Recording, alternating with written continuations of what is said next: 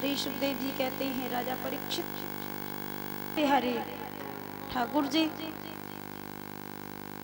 ने बड़ा सुंदर गिरिराज का पूजन करवाया। गोपियों ने, ब्रजवासियों ने मिलकर सभी ने बड़ी श्रद्धा भाव से गिरिराज का पूजन किया। अब देखना गिरिराज महाराज की पूजा कैसे हुई। सबसे पहले तो गिरिराज जी को स्नान कराया।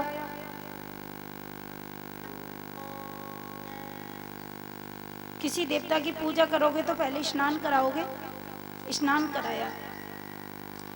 अब देखो स्नान कराते समय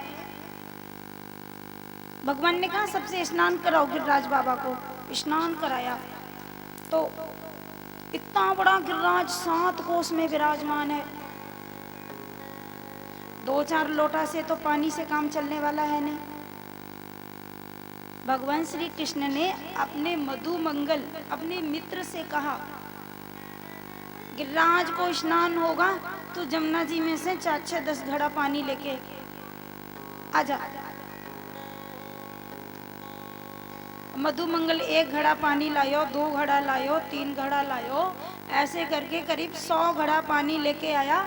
गिरिराज जी को नहलवा दिया, परंतु वह 100 घड़ा के जल से गिरिराज भगवान के पैर को तो अंगूठा नहीं भीगो। 7 कोस में विराजमान है।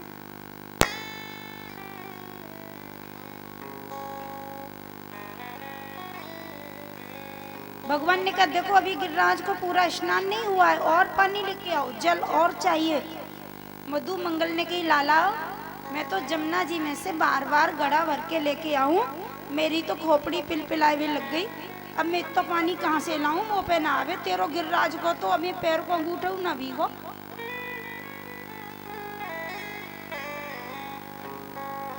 गिरिराज तो साक्षात भगवान श्री कृष्ण है। ठाकुर जी ने अपनी बंसी को जमीन में जैसे ही घुसेड़ा, बस जमीन में से एकदम जल की धारा प्रकट हुई और वहां से मानसी गंगा महारानी प्रकट हो गई। बोलिए मानसी गंगा महारानी की जय।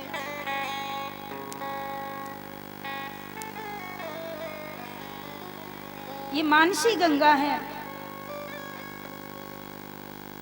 इनका जो जल है ना, ये कोई सरोवर नहीं है, कोई साधारण जल नहीं। भगवान श्री कृष्ण की वंशी के द्वारा इसको धरती में से प्रकट किया गया। मानसी गंगा, हम लोग स्नान करने जाते हैं ना तो गिरिराज की पूजा करते हैं, गिरिराज की परिक्रमा करते हैं, तो मानसी गंगा में नहाना बहुत जरूरी है। और उसके बाद पूजा की। अब जैसे पूजा की तो भगवान श्री कृष्ण ने कहा कि देखो गिरिराज तुमको प्रकट है के दर्शन देंगे। ठाकुर जी आज गिरिराज के बीच में से ही प्रकट हो गए। एक रूप से पूजा करवा रहे हैं, दूसरे रूप से प्रकट हो गए गिरिराज के बीच में। शैलोष्मी तीव्र वनभूरि बलिमादद बृहद्वपो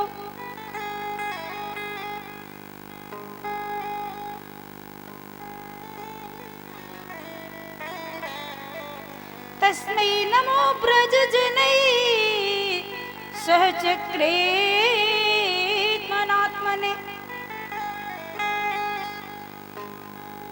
गिरिराज के बीच में से कृष्ण भगवान ही प्रकट हो गए। अब तो ब्रजवासियों ने कहा लाला तेरो गिरिराज तो प्रकट है गयो, जय हो जय हो जय हो। भगवान ने कहा भोग लगाओ।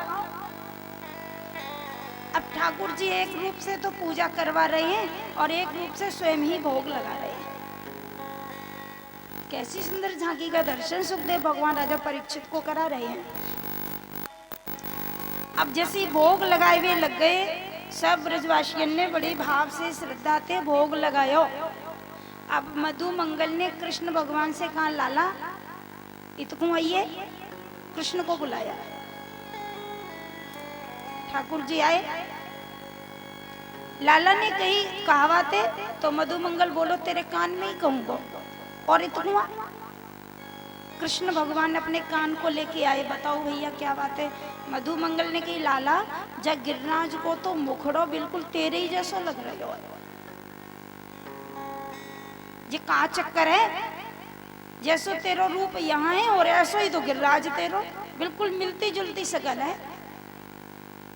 भगवान ने कहा देखो दर्शन तो दिया है ना, अब भाव से पूजा करो, आरती करो और परिक्रमा करो। बस सभी ने परिक्रमा की। आगे पूंछरी को लौटा है, आप लोग परिक्रमा करते हैं ना? आप बैठे रहो रामनगर में, मन को भेजो गिरिराज जी के चरणों में, देखो अभी परिक्रमा होती है। आगे पूंछरी को लौटा है, वो तो खाई खाई भयो सिलौटा है। पूंछरी के लौटा परिक्रमा कर रहे हैं। इतनी सुंदर झांकी है ब्रज की, गिरिराज भगवान की। आगे चले, ये मुखार बिंद की है झांकी, या की भ्रकुटी लकुटी, या के मुकुट तिलक भ्रकुटी बाकी। मुखार बिंद पहुंचे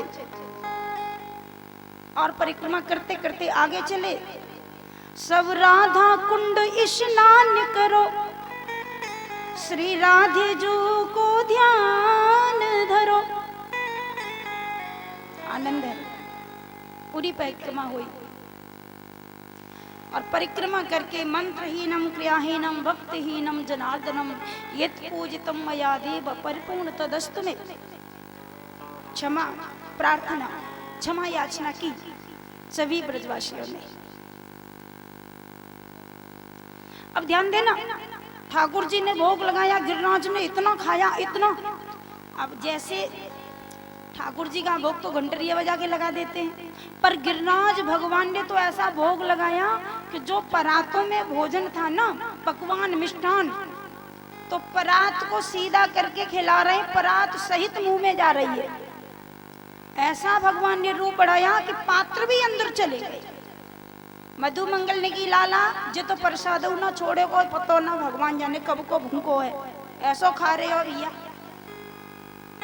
ठाकुर जी ने कहा देखो तुम्हारे भाव से भगवान प्रकट हुए हैं। सभी ने परिक्रमा की, प्रणाम किया, प्रसाद लिया, अपने अपने घर को गए।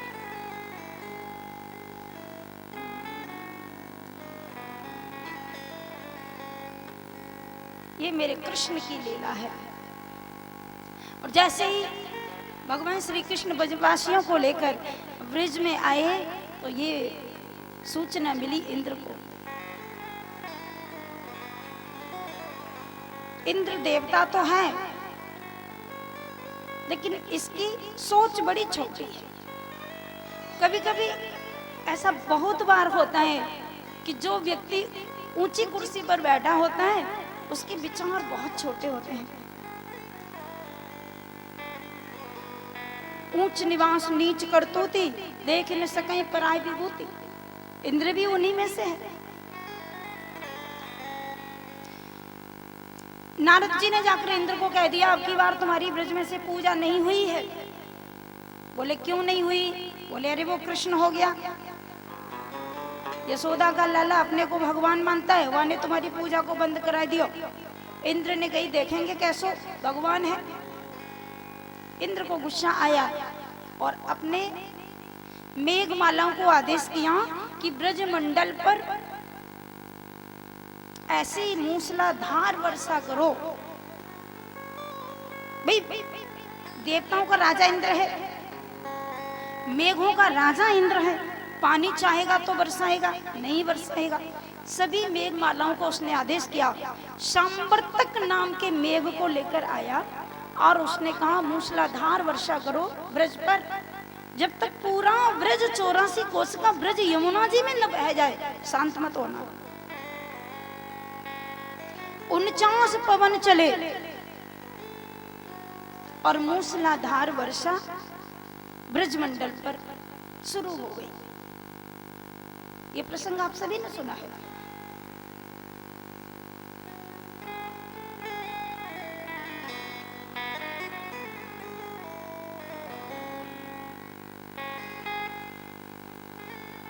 बस ब्रजवासियों ने कृष्ण को याद किया। हे गिरधारी,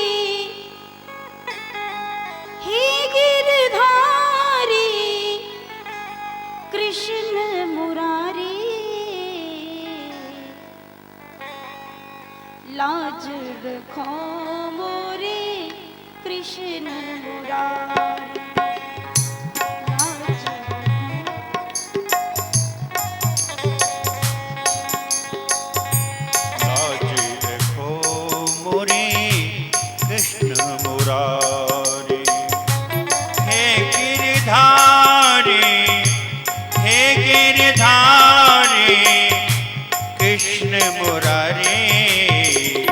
लाज रखो मोरे कृष्ण मुरारी, लाज रखो मोरे कृष्ण मुरारी।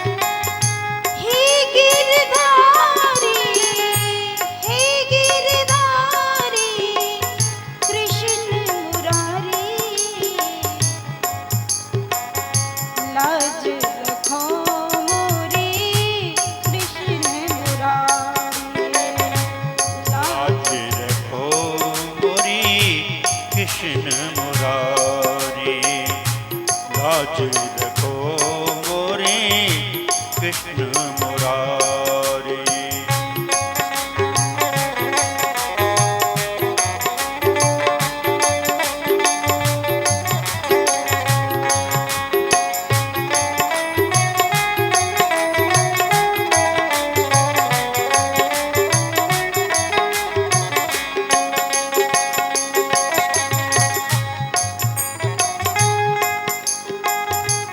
ब्रजवासियों ने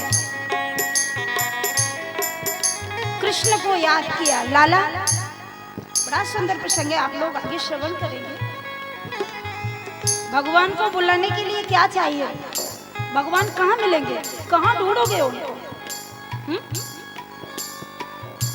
ढूंढने के लिए कहीं नहीं जाना। भगवान का कोई रूप नहीं होता, भगवान का कोई नाम नहीं होता।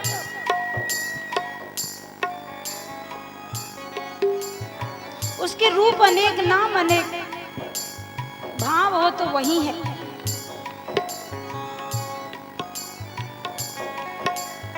हरि व्यापक सर्वत्र समाना, हरि व्यापक सर्वत्र समाना, प्रेम